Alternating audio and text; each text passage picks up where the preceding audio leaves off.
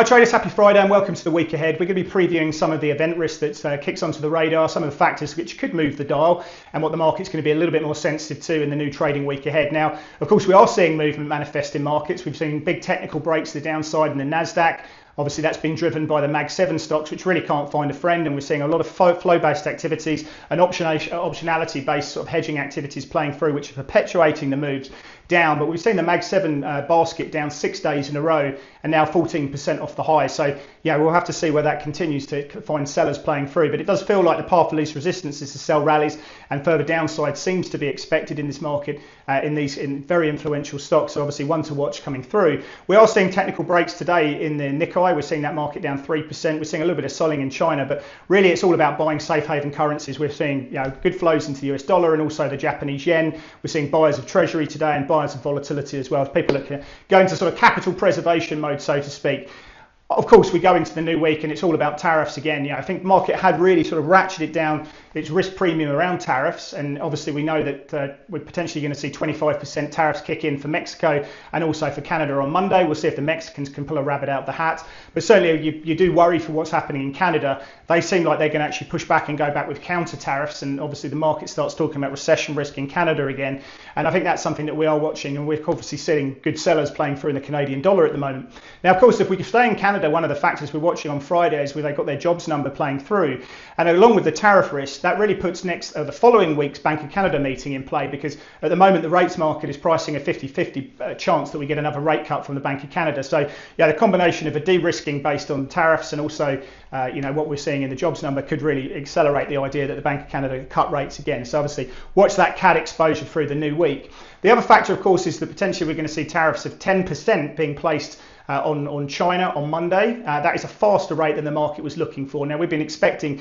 tariffs to go up, but probably a slower clip, so 2.5% or so. So an extra 10% to take their tariff rate up to 40% is punchy and more hawkish than the market was looking for. So we're watching for a counter response from China. We're watching to see what happens with the renminbi. Will they look to devalue this? It was the big talk at last year that they were going to do so. Of course, the PBOC have pushed back, but now is it time to see a sustained sort of move lower in the renminbi? And of course, that could have big implications for the Aussie and the Kiwi dollar as well, and some of the China proxies.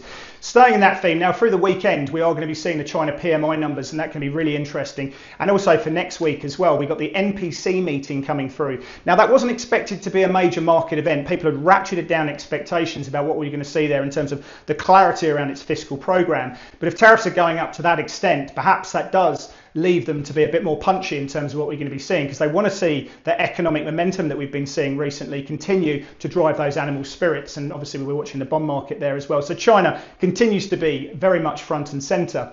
Now, of course, with tariff risk very much a play at the moment, we are starting to see that US dollar emerge again as that sort of default bet that we've been seeing. And we are going to be watching some of the data points. Again, the market's not going to be tolerant to any kind of growth downside surprises. On Monday, we've got the ISM manufacturing numbers. The market's expecting that diffusion index to come at 50.5. Obviously, if that was to come below 50, I think the market would de-risk, and that would be a negative for markets.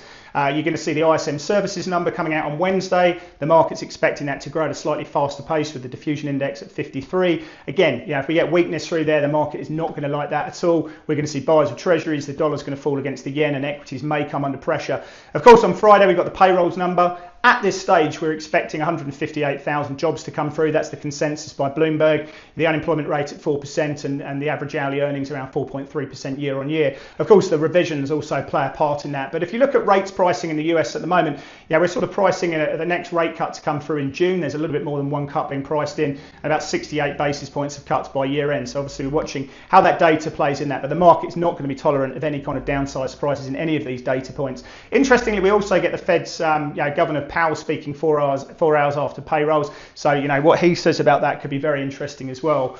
In Europe, we've got the ECB meeting coming through later in the week. The market's expecting a 25 basis point cut. That's not much a done deal. And of course, we're looking further out the rates curve and what they say and where that sort of terminal pricing at the moment. The market's pricing terminal on the ECB at 1.88%, just a little bit lower than where the ECB have been saying around 2%. And of course, just before that point, on Monday, we've got the CPI numbers as well, and that will set the scene for that ECB meeting as well. In Australia, we don't have a huge amount to really focus on. We do have the GDP numbers that come out on Wednesday, where we'll get the partials, and we'll see if that has any bearing at all. And we also get the Deputy Governor speaking. Now, in terms of rates here at the moment, We've got a 77% chance of a rate cut being priced for May. We'll see if the data this week does anything to change that.